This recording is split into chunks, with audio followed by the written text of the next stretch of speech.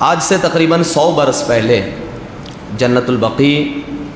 کے جو مزارات ہیں ان کو جو منہدم کیا گیا، یہ دراصل ایک دفعہ کا واقعہ نہیں ہے، یہ دوسری دفعہ ایسا ہوا ہے۔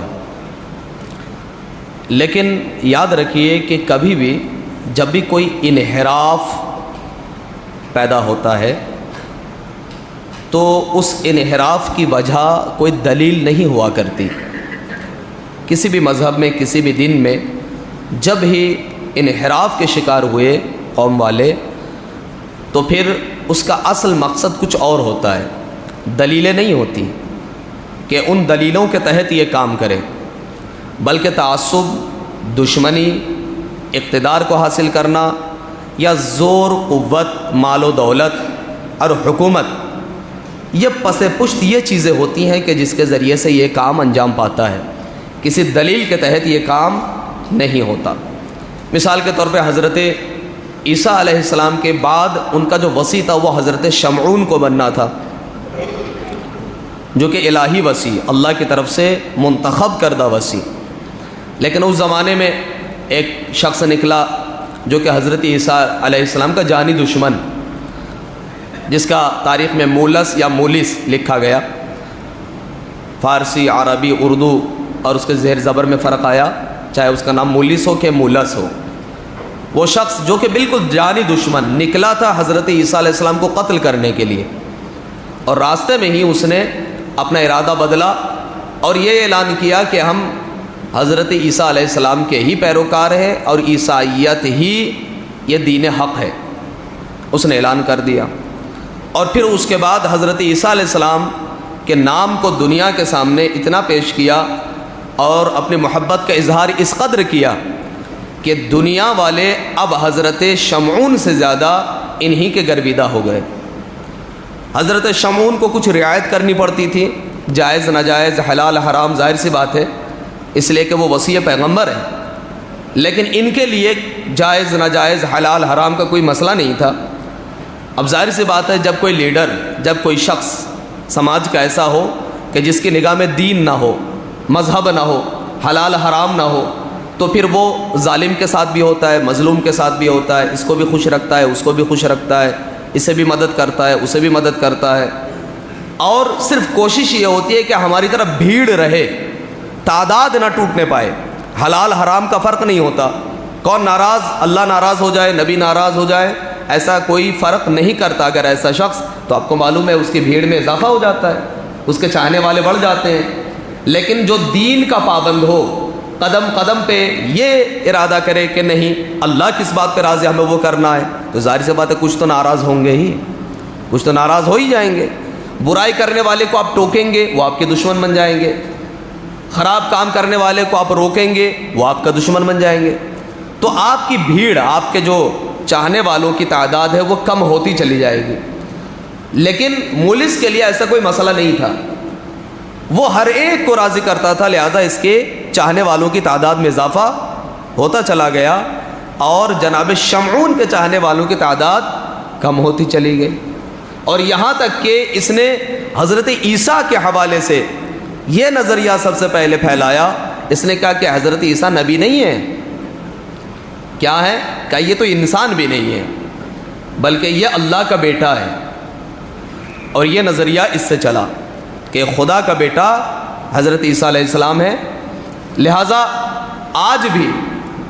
اگر کلی طور پہ کہا جائے تو اسی کے عقیدے اور نظریے کے مطابق عیسائیت کام کر رہی ہے، اور عقیدہ ان کا یہی ہے۔ حالانکہ آج بھی ایک فرقہ عیسائیت کے اندر ایسا ہے کہ جو برنامائی کہتے ہیں، بہت ہی مختصر اور قلیل، کہ جو حضرت شمعون کی تعلیمات کے مطابق وہ چلتے ہیں۔ لیکن کلی طور پر اگر کثیر تعداد میں کہا جائے تو وہ یہی ہے، حضرت عیسیٰ کو اللہ کا بیٹا مانتے ہیں۔ شروع میں جب یہ انحراف ہوتا ہے تو ان کے پاس کوئی دلیل نہیں ہوتی، جیسے حضرت رسول اکرم، پیغمبر اکرم کے بعد خلیفہ کون بنے گا، جانشین رسول کون بنے گا، کیا ہوا؟ کرسی کو چھین لیا گیا، تخت خلافت پر حاکم بیٹھ گیا۔ کس کے بلبوتے پہ؟ کوئی دلیل؟ کوئی دلیل نہیں ہے۔ حکومت حاصل کرنے کے لیے اور اس عہدے کو حاصل کرنے کے لیے ان کے پاس طاقت تھی، ان کے پاس افراد موجود تھے، ان کے پاس بھیڑ موجود تھی، تلواریں تھیں، کہ جس کے بلبوتے پہ انہوں نے حاصل کیا۔ دلیلیں وغیرہ تو ان کے چاہنے والے پیروکار جو ہوتے ہیں وہ بہت بعد میں جا کے تلاش کرتے ہیں کہ یہ جو ہمارے بڑوں نے یہ کام کیا ہے اس کی دلیل یہ ہے، یہ ہے، یہ ہے۔ یہ دلیلیں بعد میں تلاش کی جاتی، ابتدا میں یہ سارا کام تعصب، میں نے بتایا زور و قوت، مال و دولت، حکومت کو حاصل کرنا یا شہرت پسندی، یہ وجوہات بنتے ہیں۔ بعد میں جا کے ان کے چاہنے والے قرآن، حدیث اور یہ سب دلیلیں ڈھونڈ کے لاتے ہیں اور پھر کہتے ہیں کہ یہ ہمارے بڑوں نے یہ جو کام کیا ہے وہ صحیح ہے۔ کیوں صحیح ہے؟ یہ ساری دلیلیں ہماری موجود ہیں، چاہے کیسی ہی ہوں، لیکن وہ دلیلیں پیش کرتے ہیں۔ یہی کام سلفیت نے کیا۔ یہ جو سلفیت نے کام کیا، وہابیت نے کام کیا ہے، یہ کیا ہوا دراصل؟ انہوں نے شروع میں کسی دلیل کے بنا پہ یہ کام نہیں کیا۔ 2 مرتبہ یہ کام ہوا، آج سے 100 برس پہلے تقریباً، اور اس سے 200 برس پہلے یہ کام ہوا۔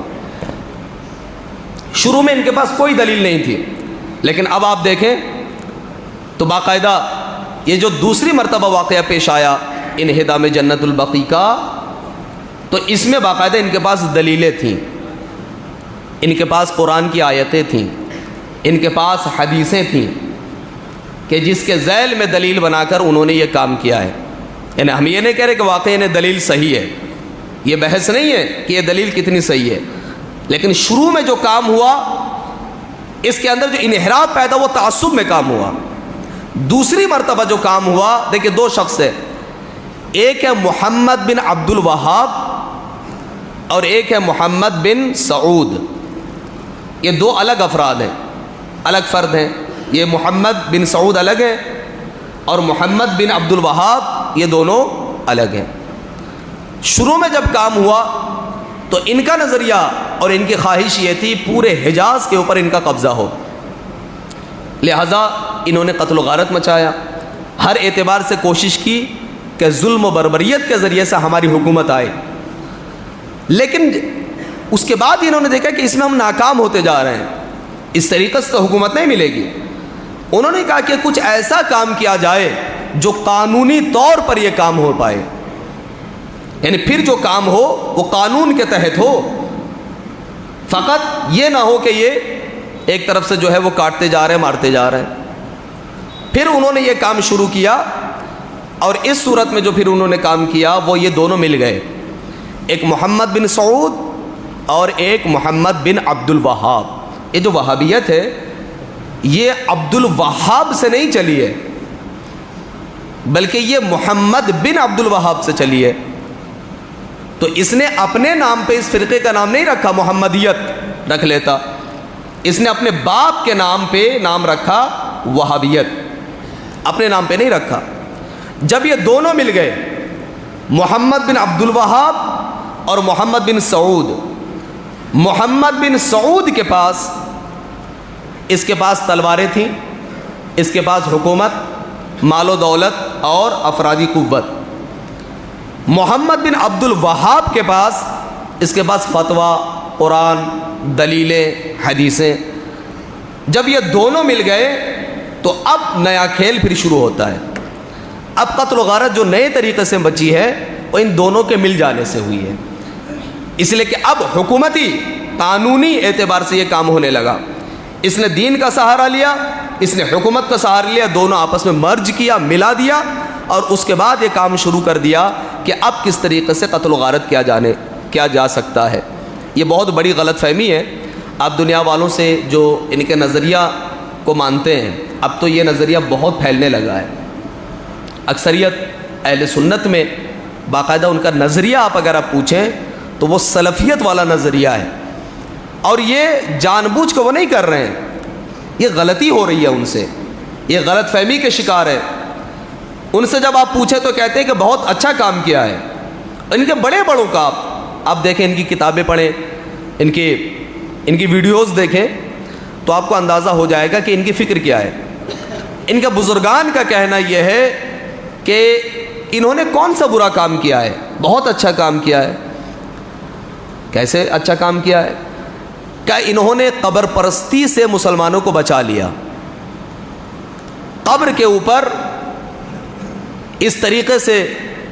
بلڈنگیں بنانا، عمارت بنانا، مقبرہ بنانا حرام ہے، اور انہوں نے یہ کیا کہ ان قبروں کے اوپر سے ان کو توڑ دیا، ساری قبروں کو ایک جیسی قبر بنا دی، اس لیے کہ قرآن منع کرتا ہے، حالانکہ ایسے بالکل منع ہے، یعنی قرآن کے خلاف بات ہے یہ کہتے ہیں کہ حدیث یہ کہتی ہے، حالانکہ یہ بھی خلاف ہے۔ یہ اپنی جھوٹی دلیلیں لے کے آئے کہ قبروں پہ کھڑا نہیں ہونا چاہیے،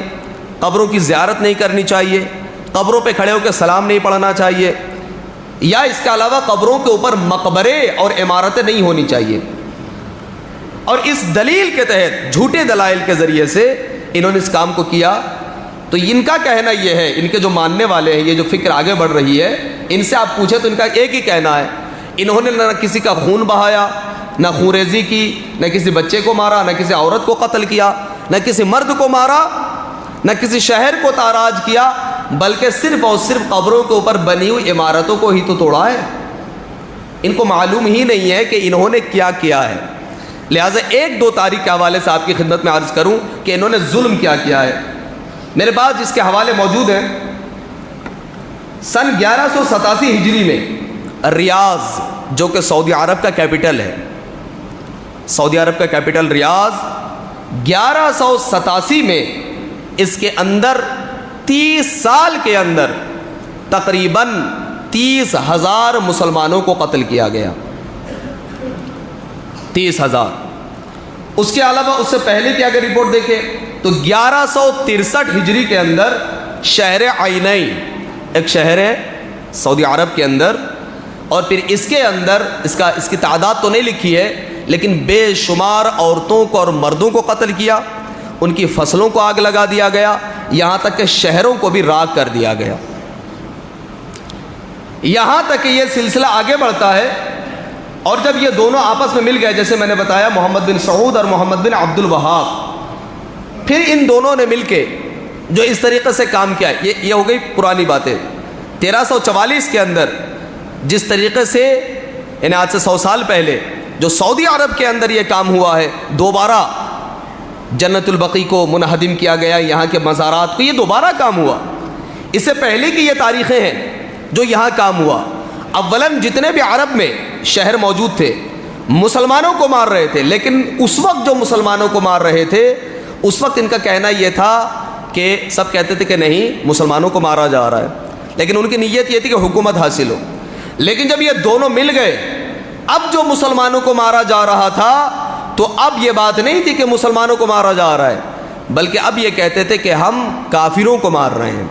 ہم مشرکوں کو مار رہے ہیں۔ پہلے مسلمانوں کے اوپر کفر اور شرک کا فتویٰ لگایا، اس کے بعد یعنی اب قانونی طور پہ ان کو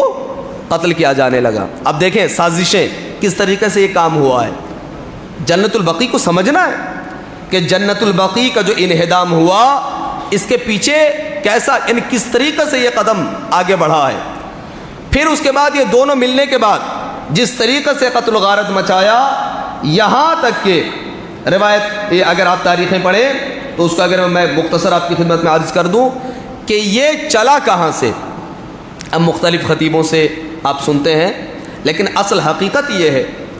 اہل سنت کے یہاں جو 4 فرقے ہیں، حنفی، حنبلی، شافعی اور مالکی، ان 4 فرقوں میں سے ایک فرقہ یعنی امام احمد بن حنبل کے ذریعے سے جو چلا ہے، حنبلی، سب سے پہلے ان 4 اماموں میں سے ایک پہلا امام ایسا تھا، احمد بن حنبل۔ انہوں نے یہ کام کیا کہ جو بھی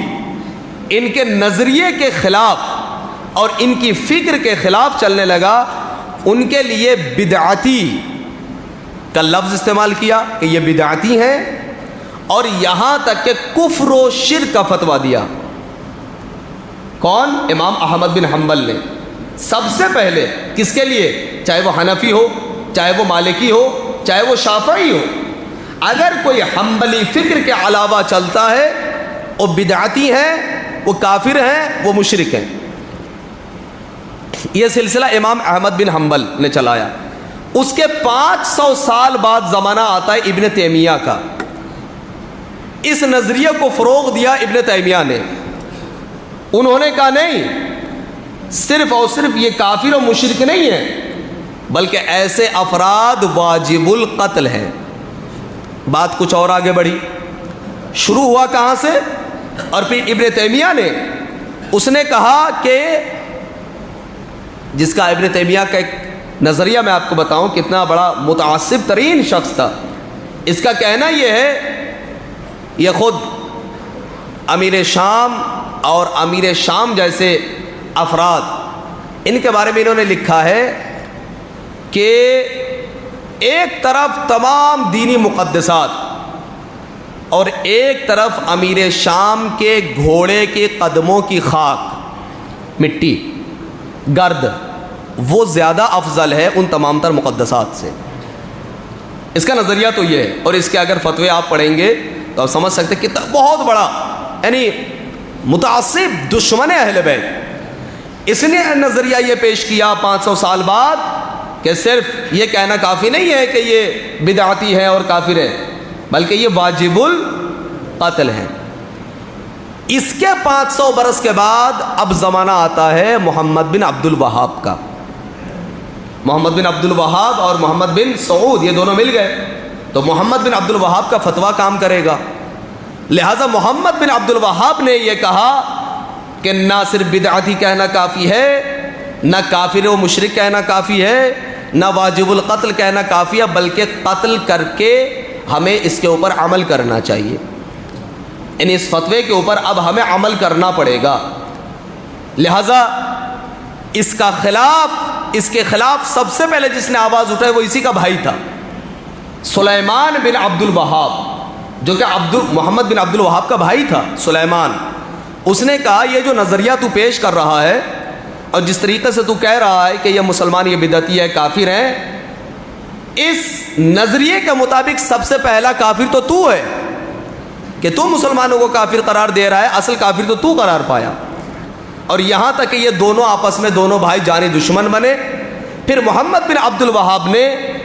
اپنے ہی داماد عبد العزیز کو بھیجا سلیمان کے شہر میں، اپنے بھائی کے شہر میں، اور وہاں جا کے قتل و غارت مچایا، 100 مردوں کو مارا، اور اس کے بعد شہر کو تاراج کیا، اور جتنے بھی اس کے پاس ساز و سامان تھے اس کو لوٹ لیا گیا، اس لیے کہ اس کے پاس حکومت کے اعتبار سے جن کو محمد بن عبد الوہاب کا سپورٹ تھا، قوت تھی، لہٰذا اس کے پاس طاقت زیادہ تھی، تو سلیمان کو مارا اور سلیمان کے جو افراد تھے ان کو قتل کیا، ان کے گھر بار کو لوٹا، اور جو بھی ساز و سامان تھے اس کو لوٹ لیے گئے۔ یہ کام محمد بن عبد الوہاب نے اب اس زمانے میں آ کے کیا، آج سے 100 برس پہلے۔ تو یہ کام اور یہ سلسلہ جب آگے بڑھا، یہاں تک کہ یہ سلسلہ آگے بڑھتے ہوئے یہاں تک پہنچا کہ سن 1167 کے اندر یہ واقعہ پیش آیا، مکہ کو تاراج کیا گیا، زمزم کے کنویں کو توڑ دیا گیا، اور پھر اس کے بعد انہوں نے قدم بڑھایا کربلا کی طرف۔ یہ کربلا پہنچے، عراق کی طرف گئے، اور کربلا میں کم سے کم 5000 اور زیادہ سے زیادہ 15000 مسلمانوں کو قتل کیا کربلا۔ اور وہاں قتل و غارت مچانے کے بعد اب یہ بڑھتے ہیں نجف کی طرف، مولا علی علیہ السلام کے روضے کی طرف۔ لیکن جب ادھر گئے تو عراقیوں نے، خصوصاً نجفیوں نے، وہ مقاومت دکھائی، مزاحمت کی، اور ان کو مار کے وہاں سے بھگایا، لہٰذا وہاں یہ کامیاب نہیں ہوئے۔ تو کربلا میں، مکے میں، مدینے میں، اور خود سعودی عرب کے الگ الگ شہروں میں انہوں نے بہت بڑا ظلم کیا۔ صرف یہ نہیں ہے کہ قبروں کے اوپر سے صرف انہوں نے جو ہے وہ روضوں کو اور قبروں کے اوپر سے جو مزارات ہیں ان کو منہدم کیا، نہیں، ان کا ظلم بہت بڑا ہے، جو کہ مسلمانوں تک یہ باتیں پہنچنی چاہیے کہ کس طریقے سے انہوں نے خون بہایا۔ اور پھر اس کے بعد خود شہر قطیف کے اندر 15000 افراد کو، چونکہ شہر قطیف کے اندر اکثریت شیعوں کی ہے، شہر احسا کے اندر باقاعدہ اس شہر کو جلایا گیا، اور پھر اس طریقے سے یہ ظلم آگے بڑھتا چلا گیا۔ اور صرف یہی نہیں کرتے تھے، بلکہ یہ جہاں بھی حملہ کرتے تھے، اس لیے کہ آپ کو معلوم ہے آج بھی آپ زیارت پہ جائیں، جہاں بھی آپ جائیں گے تو آپ کو ملے گا بڑے بڑے دروازے، گنبد، میناریں، زری، بے شمار چیزیں سونے چاندی کے بنے ہوئے ہیں۔ جب یہ جاتے تھے پہلے یہ حملہ کرتے تھے، پہلے جان کو تلف کرتے تھے، اور شہید کرنے کے بعد اس کے بعد یہ ڈاکہ ڈالتے تھے، ان سونا چاندی کو یہ چرا لیتے تھے،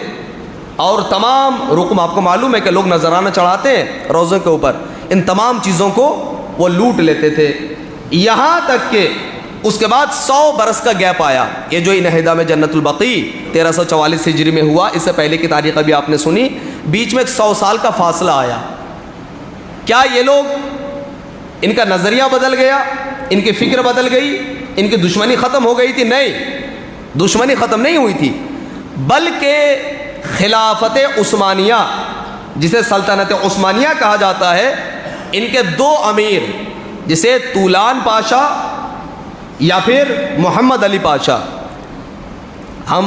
یہ نہیں کہتے کہ سلطنت عثمانیہ یہ ہمارے موافق حکومت ہے، نہیں، انہوں نے شیعوں کے اوپر بھی بڑا ظلم کیا ہے،